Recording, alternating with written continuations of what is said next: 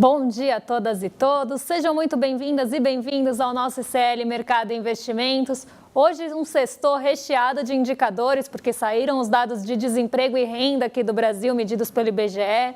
Vamos passar pela inflação lá da zona do euro e do índice de gastos com consumo pessoal dos Estados Unidos, mas sem deixar aí também de abordar aí alguns assuntos que estão roubando espaço, como o desenrola e o rotativo do cartão, né? A PL que foi aprovada aí a urgência ontem. Também vamos passar pelo déficit, né? Que agora é de 2023, que traz novidades. E vamos falar também da confiança dos serviços. Mas antes de tudo isso, vamos dar bom dia para o André, que está lá no Rio de Janeiro. Bom dia, André, tudo bem com você? Bom dia, Débora. Bom dia a todos os nossos telespectadores. Último dia da minha aventura carioca fluminense aqui. Segunda-feira estarei de volta no estúdio. Mas antes de tudo, gente, tem bastante coisa para a gente começar hoje. Dados da PNAD aí que mostra renda e desemprego do brasileiro. Temos também a confiança do setor de serviço que caiu, então mais um fator preocupante aí para o futuro aí dos próximos meses da atividade econômica brasileira. Temos também dados do Desenrola, né? Mas como todo dia, Débora, a gente começa aí tentando saber o que está acontecendo no nosso mundão, né? Você tem dados importantes em relação à China, você tem, então, dados importantes também lá na zona do euro. Então, vamos começar pela Ásia, Débora. O que está acontecendo aí de novidade aí na Ásia? Como que fechou os mercados lá? Olha, hoje os mercados lá, André, fecharam meio parados, porque é feriado na maioria dos países asiáticos. Hoje começa um feriado longo lá da Ásia, é um feriado que vai se estender pela semana que vem. Então, hoje os mercados da China, da Coreia do Sul e de Taiwan ficaram fechados. Mas isso não foi motivo para que as bolsas não tivessem movimentação e também divulgação de importantes incentivos, principalmente na China. Apesar do feriado, eles fizeram aí alguns anúncios hoje, né? Então, um primeiro anúncio que eles tiveram aí nessa tentativa mesmo de incentivar o setor imobiliário é a isenção para a construção de moradias populares. Né? Então, a gente viu esse anúncio acontecendo no finzinho do dia de ontem, já aí trazendo esse ponto das moradias populares terem um incentivo do governo e também para moradias, por exemplo, estudantis, terem ali alguns também benefícios. Então, a gente vê a China mais uma vez tentando estimular a sua economia por meio do setor imobiliário, né? Um setor que está ali com algumas dificuldades no país, mas também eles tiveram um outro anúncio, esse pela manhã, né, pela manhã aqui do Brasil, sobre os dados transfronteiriços. Né? Dados transfronteiriços são aqueles que perpassam ali os países, né? Então é um fluxo de dados que vai perpassar entre os países. E eles esperam com isso, né, com essa flexibilização ali dos dados transfronteiriços, dessa movimentação desses dados, melhorar aí o ponto mais de comercial da China, né, com os dados, melhorar a abertura dos dados comerciais da China e também ali algumas atividades comerciais domésticas. Então a gente vê que eles estão tentando fazer essa flexibilização, claro, ainda respeitando ali alguns pontos de segurança dos dados, mas essa maior flexibilização para essa movimentação dos dados, desses dados que viriam aí de outras fronteiras e sairiam também da China. Então, isso como um ponto, né, importante aí de tecnologia, né, ligado mais aí à tecnologia, as empresas ligadas à tecnologia, como o Grupo Alibaba, tiveram um desempenho muito forte hoje. Eles são negociados no Hang Seng, então é uma bolsa que estava aberta hoje, por lá então é dia positivo. Eu vou colocar aqui na tela para vocês o índice Hang Seng, que fica em Hong Kong. Ele subiu 2,51% hoje, liderando os ganhos na Ásia. Claro, a gente tinha muitas bolsas fechadas por lá, mas o Hang Seng entre as abertas foi a que mais se destacou, justamente por essas notícias aí envolvendo, né, essa flexibilização anunciada pelo governo chinês. Então, o Hang Seng hoje está liderando, né, as bolsas asiáticas, né, já liderou, na verdade, porque por lá elas já fecharam, e outros mercados aí fechados. Então, um dia de menos movimento na Ásia, o que acaba impactando um pouquinho o nosso índice de commodities, aí o terceiro gráfico pequenininho que vocês estão vendo no lado esquerdo da tela, mas um dia aí positivo entre os mercados asiáticos, André e todo mundo que está aí em casa.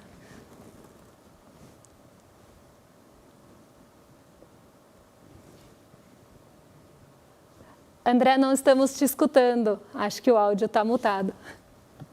Estava montado só. Então a gente também teve muita novidade também na zona do euro, né? Porque você teve divulgação, por exemplo, do CPI, né? E teve algum impacto isso já nos mercados europeus hoje, Débora? Teve sim, e um dado surpreendente lá vindo da zona do euro, né? Porque hoje foi divulgado o dado da inflação ao consumidor da zona do euro, que eles chamam de CPI, né? Índice de preços ao consumidor. E esse índice surpreendeu em todos os aspectos, né? Então, quando a gente olha a projeção, né, para quem está acompanhando o gráfico de casa, é a linha branca e o dado real é a linha azul clarinha, né? Então, a gente vê que nesse mês de setembro, que eles já estão soltando os dados preliminares de setembro, o CPI ficou em 4,30 lá na zona do euro e a projeção era de 4,5. Então, surpreendeu positivamente, ficou abaixo do esperado. Quem ficou abaixo do esperado também foi a variação mensal, que ficou em 0,30, e o núcleo, né, que é aquela inflação que acaba excluindo ali preços mais voláteis, preços de energia, preços de alimentos. Então, esse núcleo ele também ficou abaixo aí do esperado e ficou em 0,20, abaixo da variação mensal. Então, a gente vê que a variação excluindo esses preços, né, mais voláteis, esses preços menos sensíveis também a juros, ficaram aí abaixo da variação mensal, né? Então, excluindo os preços mais voláteis, a inflação por lá também ficou mais contida e abaixo do esperado. E também mostrou desaceleração. Aqui o gráfico é só do índice de preços ao consumidor mesmo, é o cheio que a gente fala, né? Não é o núcleo, e ele está desacelerando, né? Saiu de 9,90 para 4,30, e o mesmo comportamento foi visto no núcleo, inclusive com uma desaceleração forte aí, vinda nesses últimos meses. Isso mostra que pode estar perto da pausa do aperto monetário por lá. Então, a Europa deve começar agora a pausar, né, esse aperto monetário que vem fazendo. Aperto monetário, quando a gente fala aqui, a gente está falando daquelas altas, naquelas elevações dos juros. Então, aqui, esses dados trouxeram aí esse panorama, né, que o Banco Central da zona do euro deve começar a diminuir o ritmo e parar esse aperto monetário. Isso refletiu nas bolsas, né? Então, as bolsas por lá hoje estão bem positivas, algumas até acima de 1%, outras muito próximas. Então, um dia mais positivo vindo da Ásia e também da Europa. Perfeito, Débora. E a gente teve agora, que vindo aqui para o nosso Brasilzão, né? A gente saiu agora o índice de confiança do setor de serviços. E a notícia não é nada boa, né? Porque você teve queda, né? É a segunda vez consecutiva que você teve queda desse índice. O setor de serviços está acreditando que o próximo trimestre, a partir de outubro, novembro e dezembro, não será um trimestre forte, né? E a gente tem que lembrar que é um trimestre que costuma ser bastante aquecido por ser final de ano, as pessoas costumam sair mais, você vai ter bem mais encontros familiares, encontros de trabalho, festas de trabalho de fim de ano, as pessoas saem mais, costuma ficar mais calor. Então, principalmente para o comércio e para o serviço, costuma ser um período melhor, né? E você ter uma queda aí de perspectiva, né, de confiança do setor de serviços nesse momento aí, pode ser um péssimo sinal, né, Débora?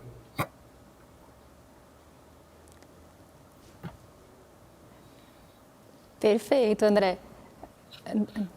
Vamos lá. Achei até que tinha travado aí. Não, então é um dado aí que preocupa junto ao comércio, né? Que a gente tem também essa atividade mais forte aí no fim do ano, que também ontem veio abaixo aí pela terceira vez, né? A confiança do comércio estava recuando e agora os serviços também.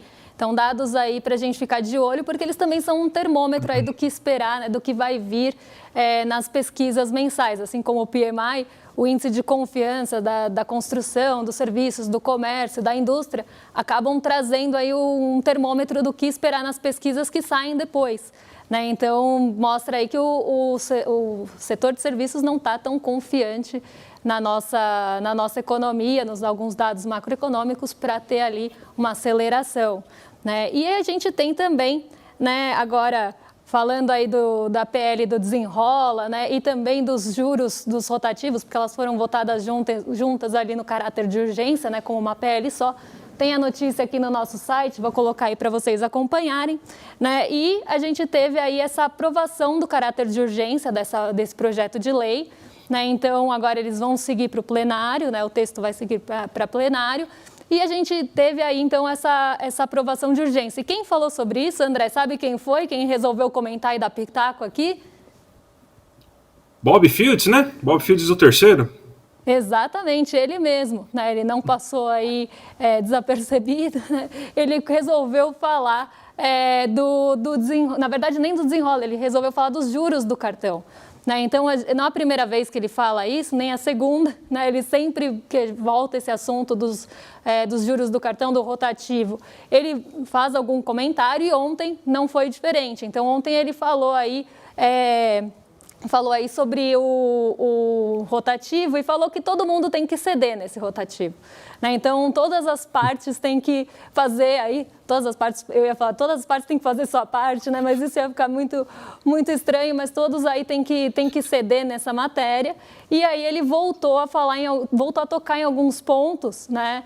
Justamente, principalmente aí falando daquela questão de taxar de alguma forma parcelados muito longos, porque isso que enrolaria o brasileiro de fato. Então, ele voltou a tocar nesse assunto, ele já tinha falado disso em agosto e voltou a falar ontem. Inclusive, Roberto Campos Neto está falando agora em palestra, então, também dando algumas declarações, mas do desenrola e do rotativo ele falou ontem, né? Então, ele falou sobre a inadimplência, que atinge quase 50%, que é a linha de crédito que tem a maior inadimplência no Brasil, e não à toa, né? Porque a gente está falando de uma linha de crédito que a média é 445% de juros, sendo que tem bancos que cobram muito mais que isso aqui no Brasil.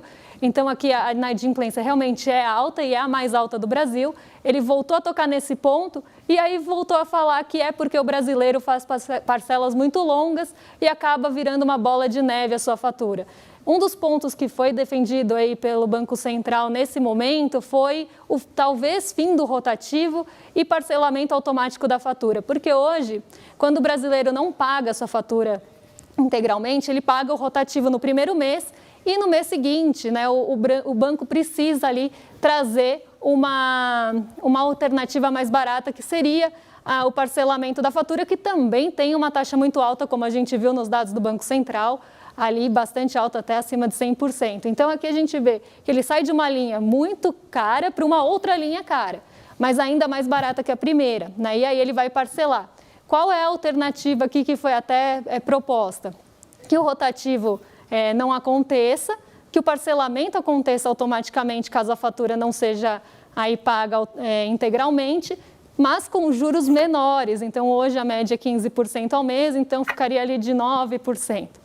Então, ainda uma taxa alta, né? Mas é uma taxa menor do que a atual. E aí ele voltou realmente a tocar no ponto do brasileiro também ter que abrir a mão e ceder a sua parte de ter alguma taxa em parcelamentos longos. O que a gente sabe que causa muita polêmica, porque vai bater num setor comercial aí que está muito frágil e que precisa do parcelamento na maioria das vezes, principalmente para aqueles bens mais caros que o brasileiro não consegue comprar à vista. Né? Então, qualquer que seja o desincentivo que vá colocar aí no parcelamento sem juros, seja alguma forma de acabar com ele ou de cobrar alguma taxa adicional pelo parcelamento, pode ser ruim para o brasileiro, né, para nós que precisamos do parcelamento para comprar, e para o setor comercial e varejista, que não gostou nada desses comentários e sempre reage. Até a Febraban, André, reagiu a isso na época que ele falou. Né? Então, ele voltou a tocar nesse assunto, o que não é aí de surpreender, né, vindo de Roberto Campos Neto. Eu tô vendo, voltou bastante, parece que essa semana, esse assunto aí de cobrar parcelas aí quando você faz o parcelamento no cartão de crédito, né? Parece que teve alguma notícia, acho que foi no portal UOL, que eu vi que voltou, falando até que uma boa parte aí gostaria que você tivesse, uma boa parte, não consegui entender muito bem a notícia, mas pelo que eu fiquei entendendo, até porque ela era fechada para variar, né? Mas o título dava a entender que os brasileiros gostariam que cobrassem juros para o parcelamento, porque eles se endividariam menos. Eu achei bem estranho, né? Coloquei alguém fazer esse tipo de pesquisa e essa notícia voltar à pauta justamente quando o Campos Neto volta a falar. Eu estou começando a achar, Débora, que para você ter uma contrapartida, vamos dizer assim, né, que aqui no Brasil você tem muito, né, os bancos até cedem, mas eles pedem uma contrapartida. Você ter uma contrapartida da questão de você ter um rotativo menor, eles começarem a cobrar essa taxa. Então pode ser que a gente já esteja vendo aí um embrião, né, um balão de ensaio, né, que eles costumam fazer, de algo que seja, então, uma contrapartida para eles não perderem, assim, tanto dinheiro aí com essa questão da taxa. Eu também acho bem estranho, me causa muito estranhamento o brasileiro falar que prefere pagar uma tarifa ou uma taxa aí, em relação aos seus parcelamentos do que se enrolar no cartão. Vou até perguntar aqui, para quem está assistindo, vocês concordam com isso? Preferem pagar uma taxa, uma tarifa que seja para desincentivar o parcelamento e não ter e ter aí um desincentivo mesmo no parcelamento sem juros, ou vocês preferem do jeito que está? Né? E eu acho que é justamente isso, eu acho que o banco quer uma contrapartida, né? E essa fala do Roberto Campos Neto mostra isso, ele fala que todo mundo vai ter que ceder nesse assunto, inclusive a população, né, que vai normalmente ficar aí com a pior parte, a corda sempre estoura pelo lado mais fraco, a gente sempre fala isso. Então, assim, causa muita estranheza uma pesquisa como essa. Eu vou até procurar para ver se eu consigo ler a matéria inteira aí, porque realmente é muito esquisito, né? E falando aí também de Brasil, né, a gente tem o déficit de 2023, também tem uma notícia aqui do ICL Economia, lembrando que lá vocês conseguem ler as matérias completas e não são bloqueadas, né, é aberta para todo mundo e vocês vão conseguir ler aí as matérias completas sempre com as análises ali. Então, a gente teve contas do governo registrando déficit aí, de 104,59 bilhões, né, André, em 2023 até agosto. Isso aí é equivalente a 0,7% aí do PIB, né? Então, a gente está bem próximo da meta, né? Que é 0,5, se eu não me engano. Não sei se a gente está inclusive dentro daquela banda, né? Que é 0,25 para cima e para baixo, né? Então, por enquanto, né? Não causa nenhum problema, né? A gente sabe que pro ano que vem que vai ser a dificuldade que é zerar, né? Mas esse ano aí, se tudo continuar, mesmo com a aceleração do déficit que você teve nos últimos meses, né? Até porque o resultado, quando a gente está pensando nos últimos 2 meses, a gente está contando também o mesmo período do ano anterior, né? Então está contando com setembro, outubro, novembro, dezembro do ano anterior. E a gente sabe que teve aquela injeção aí de recursos de contabilidade criativa, né? Algumas pedaladas para você conseguir melhorar os índices do Brasil, né? Então você teve esse problema aí, agora esses índices saem, né? Esses meses mais positivos saem, então o déficit começa a aumentar mesmo. Então, mas eu acho que não vai ter problema esse ano, não tem risco fiscal, acho que não vai precisar ter tanto ajuste. O problema mesmo é ano que vem, né? Então, vamos ver aí, né? O Haddad que se enfiar nesse buraco, ele vai ter que dar um jeito de sair, né? Então, vamos ver como que vai acontecer essas coisas, Débora. E André, sabe que eu comecei a ver ontem, depois que saíram os dados, eu comecei a ver ontem matérias do mercado financeiro com quem no título? Risco fiscal, né? Que você falou não vai ter risco fiscal, mas o mercado adora essa expressão. Toda vez que a gente tem alguma divulgação, eles voltam a falar de risco fiscal e eles estão bem desconfiados aí em relação ao déficit de 2024 também, né? Então eles voltaram a falar em risco fiscal, inclusive aí como um fator de preocupação aqui para o nosso Brasil. Então volta aí o fantasma do risco fiscal para as manchetes do mercado financeiro, que não é de se espantar, porque a gente sabe como as coisas funcionam. E saíram dados também hoje, né, dados importantes de desemprego e renda aqui no Brasil. Também temos aí a notícia completa no site do ICL Economia.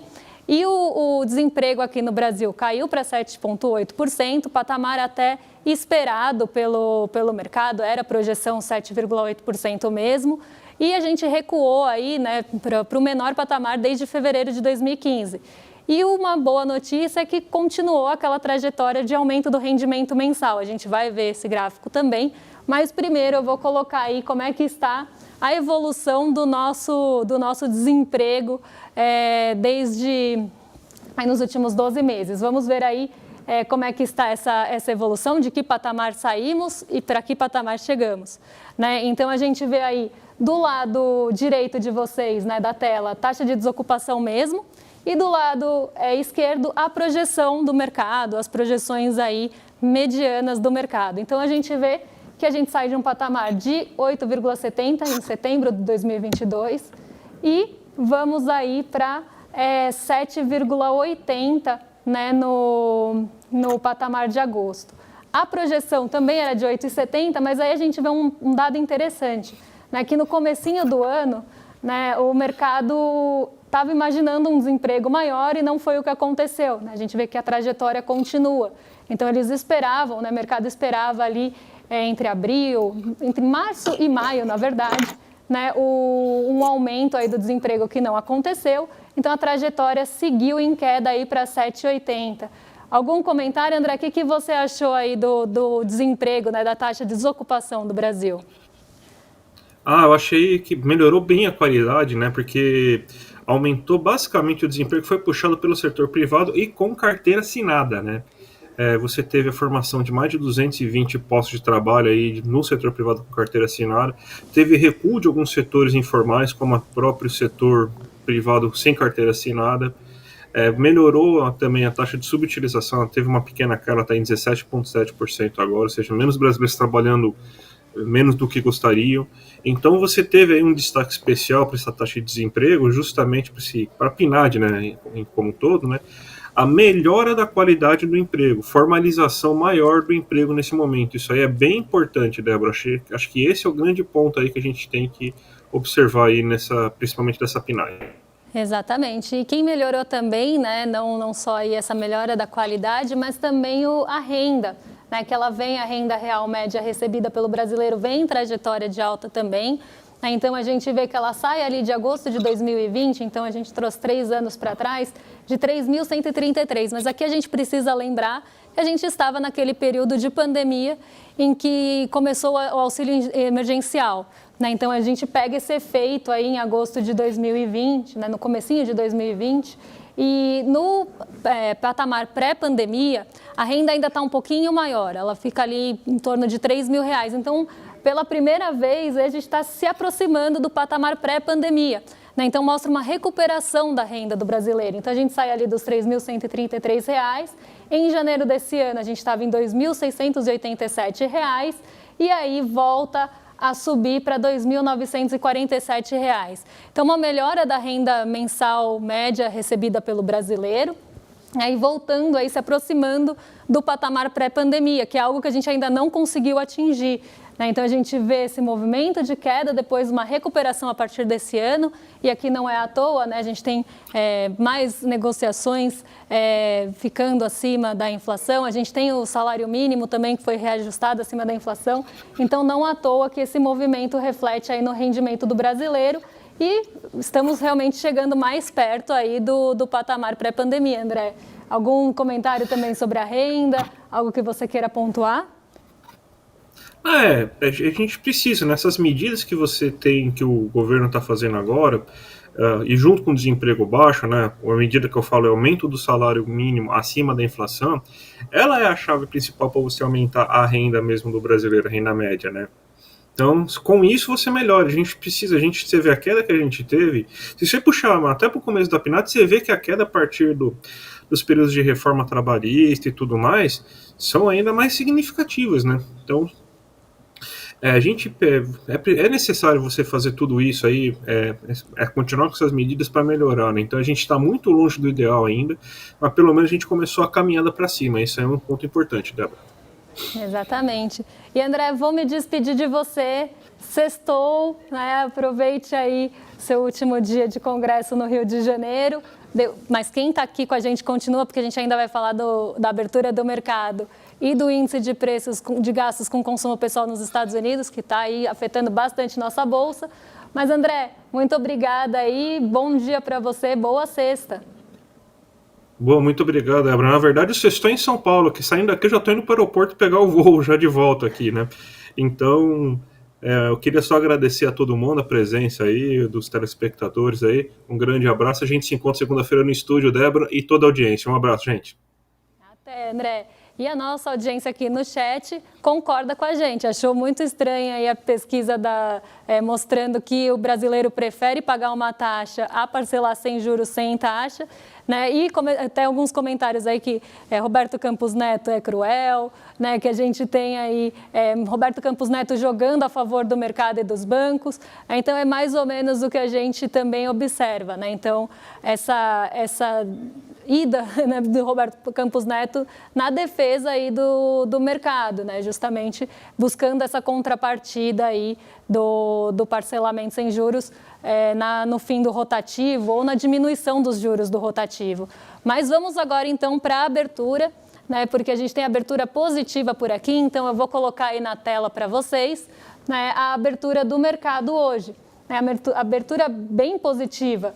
Né, então, como eu falei, Xangai Composto na tela está zerado porque é feriado na China. Né? Nikkei 225 ficou muito próximo à estabilidade lá no Japão, então foi uma das poucas bolsas que não foi para o terreno positivo, mas ficou muito perto do 0 a 0. E a gente vê o Ibovespa hoje subindo 0,77, a Nasdaq 1,18, S&P 500 0,51, né? O dólar caindo depois de forçar ir para cima o patamar de R$5, então ele chegou ontem aí acima dos R$5, ficou acima dos R$5 já há 2 dias que ele está acima desse patamar. E eu falo dos R$5 porque ele é um patamar psicológico mesmo, né? Ele acaba tendo ali até um nível de quando chega nesse ponto, começa a acreditar que o dólar vai voltar a cair. Né? Então, é um ponto que a gente fala de resistência do dólar, né? E o patamar de R$5 tem essa representação, por isso que a gente fala dele, não é à toa. E agora ele começou a recuar, foi para R$5,02. O DXY, que é a moeda americana frente, né, estadunidense, frente a seus pares, caindo mais perto da estabilidade também, de 0,05. E o petróleo Brent voltando aí mais uma vez, né? Então a gente vê ele perto dos $92 por barril, caindo pelo segundo dia consecutivo. Ontem ele também teve um recuo forte, isso acabou mexendo aí com as ações da Petrobras, que começaram no terreno positivo, mas não tiveram fôlego para continuar. Foi uma das poucas ações que se descolou ali entre as grandes do índice. Então, hoje a gente vê esse movimento do preço do petróleo também aqui aparecendo, né? Então, deve continuar esse movimento hoje. Mas por que as bolsas estão subindo, né, em bloco, principalmente aqui em Nova York? Hoje a gente teve a divulgação do índice de gastos com consumo pessoal nos Estados Unidos. É uma medida que é muito acompanhada pelo Fed, né, pelo Banco Central dos Estados Unidos. Ela é vista bem de perto. Então, ela mostra, né, como é que estão aí a inflação dos gastos com consumo pessoal, e ela também faz ali uma sondagem de renda nos Estados Unidos.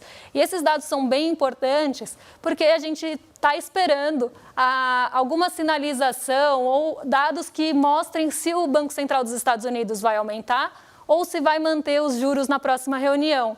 E aí a gente vê dados, né, que estão mostrando, que estão pendendo mais para a manutenção do que para o aumento. Então, aqui trazendo para vocês, o índice de gastos com consumo pessoal sai de 6%, né, em outubro do ano passado.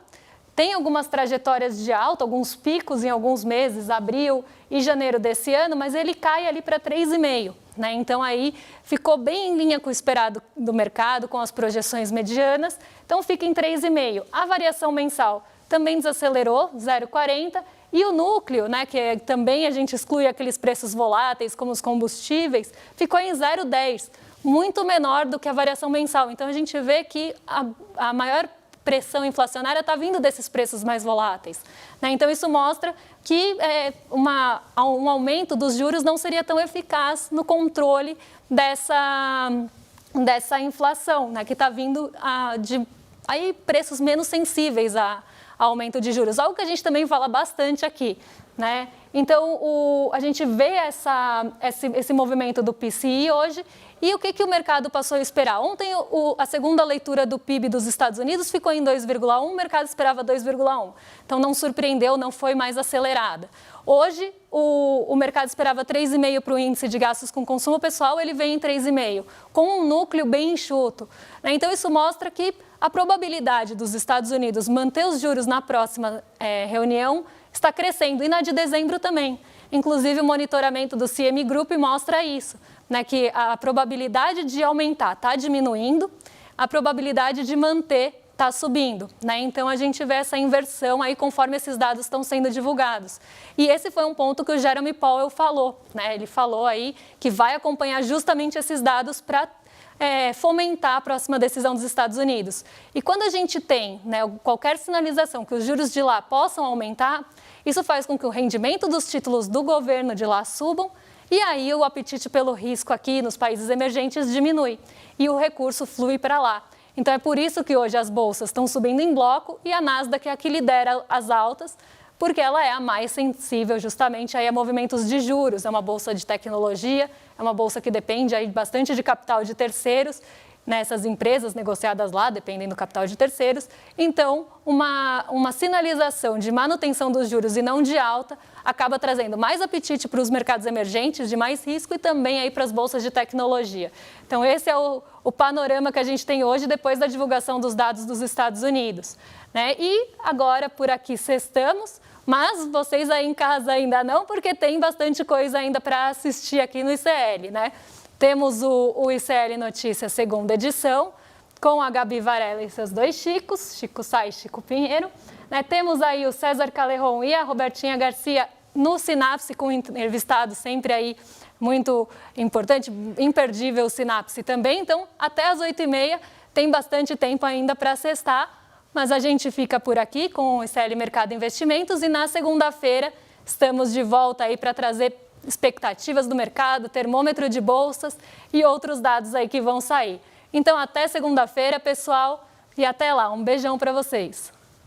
Olá! Gente, que incrível o encontro que a gente teve com a Monja Coin na aula que ela deu para a comunidade do ICL, como vencer o estresse e a ansiedade. Quanta sabedoria, quanto amor, quanta luz e quantos conselhos práticos para as pessoas poderem aplicar nas suas vidas. Muita gente que assistiu a aula está pedindo para assistir de novo e muita gente que acabou não conseguindo assistir está pedindo para a gente liberar o replay da aula. A gente resolveu liberar o replay da aula, mas o prazo para poder assistir o replay, ele tá se esgotando. Então vai na minha e segue a dica, clica agora no link que vai estar junto com esse vídeo e assiste o replay antes dele sair do ar. No final da aula, a gente preparou uma surpresa maravilhosa, até para brindar essa oportunidade que a gente teve com o Monja Coin, para todo mundo poder fazer parte do ICL. Então não deixa de assistir no finalzinho não, porque eu acho que você pode ficar muito feliz com essa oportunidade de fazer parte da comunidade que tem acesso aos cursos do ICL. Boa aula, aproveitem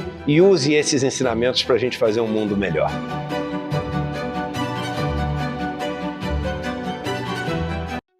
Olá pessoal, meu nome é Dênia, eu sou a professora do curso de Hatha Yoga e eu vim aqui para falar um pouquinho sobre o nosso curso, todos os benefícios da prática. Então a gente tem benefícios tanto no corpo físico, se você tem alguma dor, alguma doença, venha que você vai se sentir bem. O processo de transformação vai assim lentamente, mas vai aliviando as suas dores. Ou se você está passando por alguma dificuldade, né, mental, um trabalho mais do emocional, como ansiedade ou depressão, a prática alivia os sintomas. Então acessem aqui e participem do curso. Oi. Meu nome é Jorge Mário Jauregui, sou arquiteto urbanista e no meu curso Megacidades e o Espaço no Mundo Contemporâneo vocês vão encontrar uma abordagem do socioespacial nas dimensões econômica, ambiental e urbana, e o curso está disponível aqui no ICL.